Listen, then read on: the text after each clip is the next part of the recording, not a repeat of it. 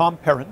Well, I was asked by Eric McAleer to come and speak to a group of clients for Excel.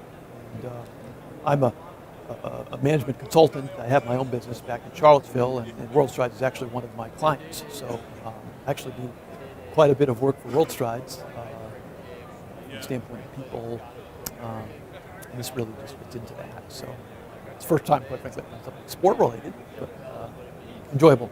Yeah, I think this was an attempt to speak to coaches and coaching, although I think it's the case that some of the people in the room are sort of directors of programs and not necessarily coaching currently.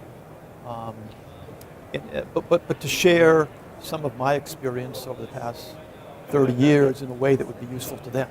And I started off saying today that an important criteria for me is to be useful to the people I'm speaking to. I don't think you can flood people with information and expect that they'll take 10 or 20 things from your talk. But if people could walk out of here today taking one or two things that they could actually apply to their own coaching or their own leadership of a program, that could be very valuable. Well, a couple things. First of all, I tell people I've actually consulted with WorldStrides since they were Lakeland Tours. So it's been 20 plus years, so I've seen the arc of that, right? And I tell people that it would be a complete misunderstanding to think of WorldStrides as a travel company, travel agency, right?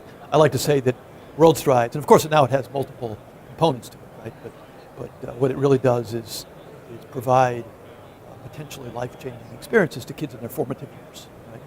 Sort of the high school, juniors, high school age group is probably the core product, right? Sending them on trips.